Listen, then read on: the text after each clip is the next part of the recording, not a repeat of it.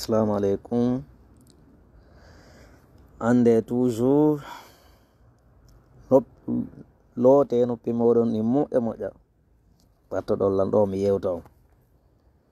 si goɗɗo no waali takko moɗon noon findinemo o ara o jento wata on hawju noon wata on mono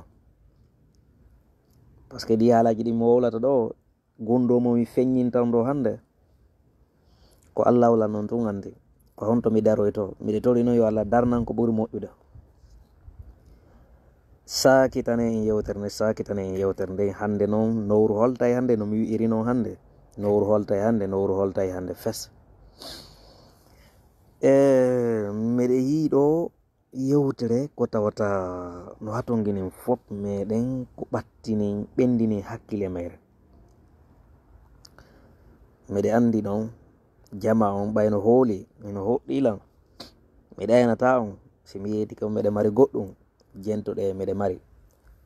aray noon taw annatan dan mi yewtere nde mese bawri waɗi ɗo ko tawata miɗe faala on nde jentinde si mi aroya noon e audio ji ɗi mi desidi ɗin hannde mi june par ce que hannde mi yafata ko hay e goto e maɓɓe donc ko mese bawri wi ɗon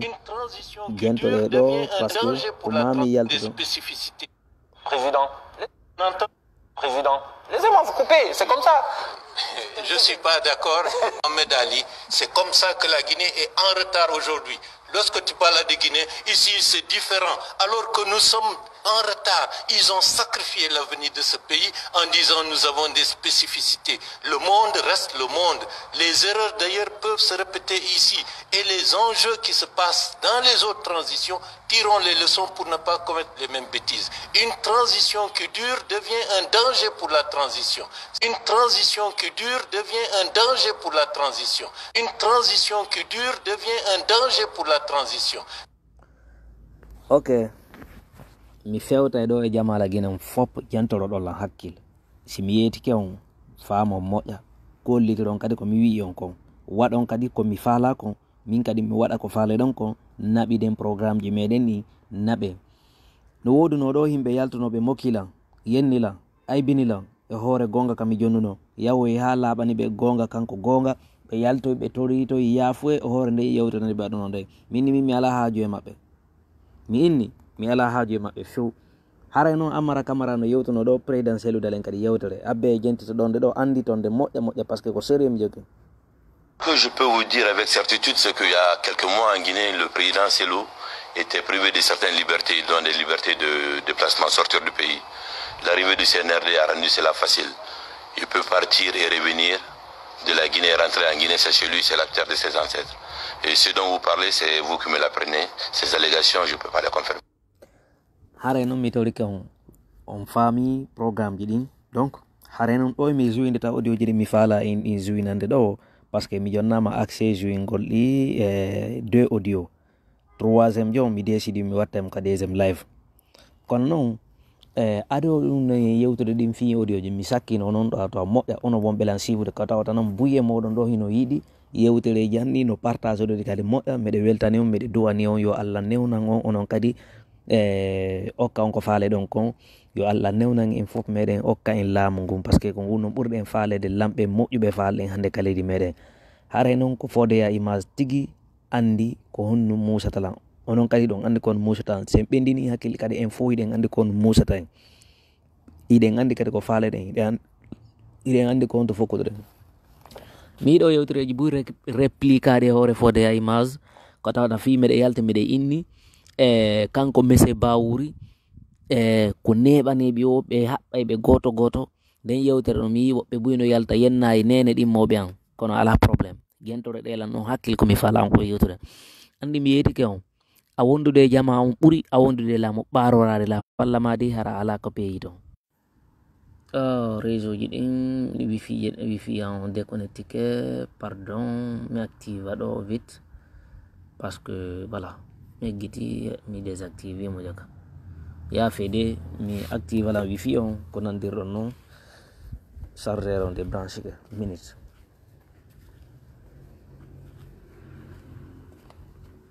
ya fede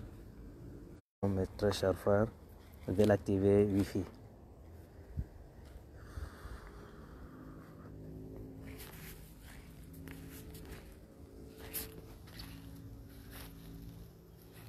Voilà, ça marche.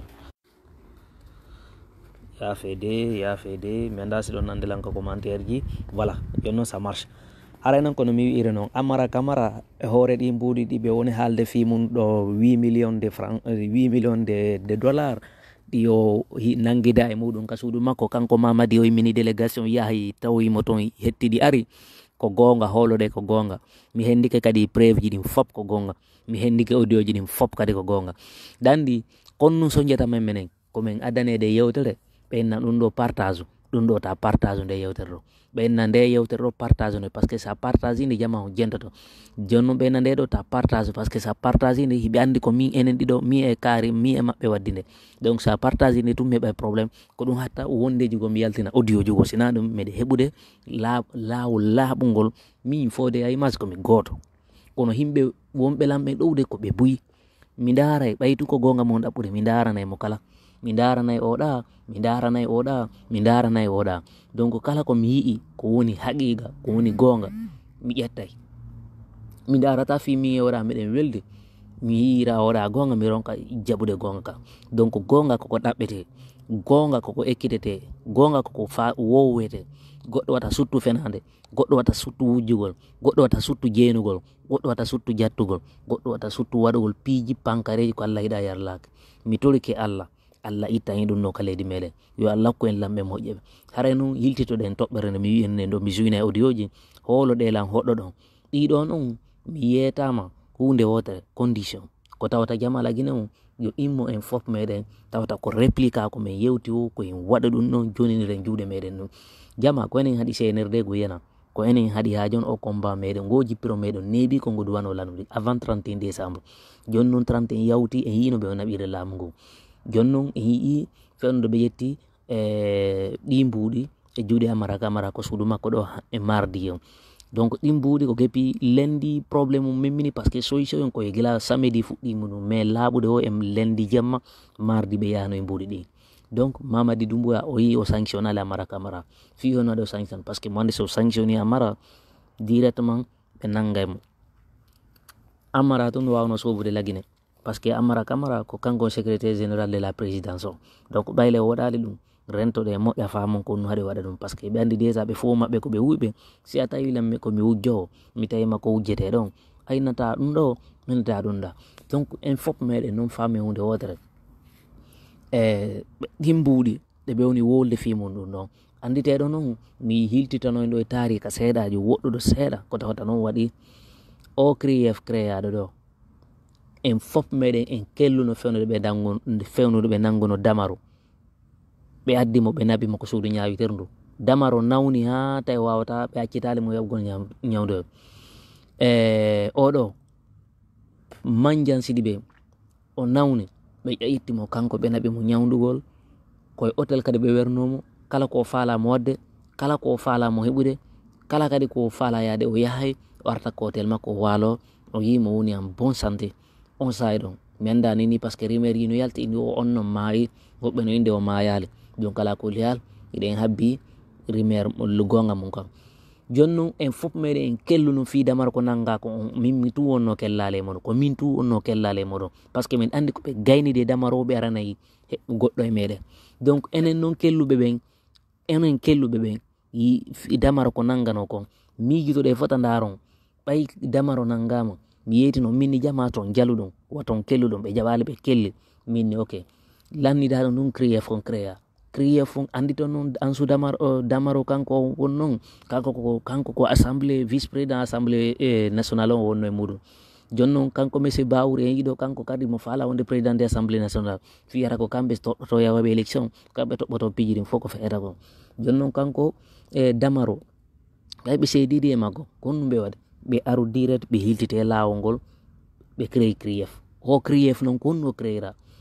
cuuɗi buy kosano kankan cuuɗi buy kosano dinguirayi cuuɗi buy kosano laaɓe cuuɗi buy kosano pita e dalaba e koyin e télémélé cuuɗi buy kosano hay Conakry mais ndaare ɗinno fof ko ɗi kosira la plupart ko fi suudalajji selo ndu yo ndu liɓe suudalajji selo ndu nde ndu liɓa noon est ce que o yii kooso cuuɗi hannde kadi noon kooso cuuɗi foppa accita hannde kadi kooso cuuɗi foppa accita ɓay sun suudu ndun ko ɓe faala ko ndu liɓama jam waali ñalli hannde kadi fiiliɓo cuuɗi accirama noon hiltiti ɗon fayin ɓe ɓeydite nder on nden toɓɓere nden toɓɓere crief maɓɓe ɗon dare meɗe falja tellement meɗe monani o constitution on nden toɓɓere noon ko tawata crief on ha jonno mardi e muɗum kono ɓe kintinno ɗon ɓe créé hande kadi ɓenni ɓe memmintin dossier erguine andite noon fewnude ɗum noon memmintinte aɗa ɗum noon memmintinede ari usu jiga konto wonno donc ɓe ari ɓe memmintine par ce que kamɓe fof yewtuno fi on erguine ɓe ari noon on erguine ɗon on privatise ɓe erguine on soduɓe avion ɓe fof maɓɓe hiɓe lagine soduɗo ngal on yari juste fi inni ko fenade ala gisel anda fi muɗum hande o anda fi muɗum janggo aren noon hande kadi ko fewnuɗen noon compare $1 million ɗon e o hande $7 million ɗo ko honde e majji ɓuuri ɗuɗude $7 million e $7 million ko hon ɗum ɓuuri ɗuɗude si feƴƴi ɗon anden ɗe galle amara miniére ɗon ko 7 milliards de frangine ɗen galle soda 7 milliards de frangine ɗen galle ɗe soda $700,000 ɗe soda on $700,000 ɗon andite no woduno mboɗiɗi Aliou Ba wonno wowlude fi muɗum monsieur Aliou Ba no jeeya ko ɓe naadiremo ko kaso par ce que fewno nde wonno ko jananiri ɓe yeytinomo ɓe inni sa ari ɗo e hoore ɗi haalaji ɗi wonɗa yewtude ɗo min nangete min jogitotoma ɗo kadi hay e goto wawatama yaltinde ɓe yeytino ɗum monsieur Aliou Ba sikki population Guinée e population Sénégal on ko gotum monsieur Aliou Ba inni mi immoto mi hoota ha mi yiya ko wawɗon ko wadde ɓe inni d' accord ɓe kuppi appel on par ce que ɓe yeytino monsieur Aliou Ba ɓe inni yo monsieur Aliou Ba aruɓe gollida monsieur Aliou Ba jaabiɓe ɓe inni mi salaki golliɗen kono min mi wona e kasera ɗa ɓay miɗe jogiti numéro ji moɗon miɗe jogiti contact ji moɗon miɗe andi compte golla ton miɗe andi compte tawete ɗon mi nodday on mi nelanay on mi windanay on lettre ji mi inna acce ɗum ɗo ko ɗum ɗo e fewjeday mi fewjanay on hino jeeya ko ɓuri naadude monsieur Aliou Ba e prison sabu memmintingol ɗi $99 millions ji ko tawata ɓe innuno ɗin noon ko infrastructure ɓe waɗirta en anda ko infrastructure hombo ɓe waɗirde woni ko on électricité woni ko ɗin e hôpital ji woni ɗin ko école ji woni ɗin laawi en yiyali fus ko ɓe waɗi muɗum hiltiɗo monsieur Aliou Ba iwi ko jananiri o arti lagine o jooɗi lagine o fuɗɗi hande kadi dénoncude yewtereji politique ɗi o fuɗɗi hande kadi wadde politique makko original ɓay hari o tanqinike ɗo population Guinée population Sénégal on ko gotum jaka population Guinée ko naïf population Guinée ko faible kon population Guinée ko kellal goɗɗo ha ko e probléme ɓe hilto ɓamako monsieur Aliou Ba fewnude ɓe nangimo ɓe naade fewnude o waɗayno ɗi yewtereji makko kumpital e réflexe ne fewnude waɗayno ɗi sortiji makko bala Samoura ƴetti téléphone makko noddi Aliou Ba o inni Aliou Ba mi yiide ɗi yewtereji ma ɗiɗi wonda wadde ɗo accu si a jaɓi accu si a accali min nangete kadi jam wala ñalla min nangete min addama min naadama ɗo hay e goto wawatama yaltinde si tawi a hutiti konti monsieur Aliou Ba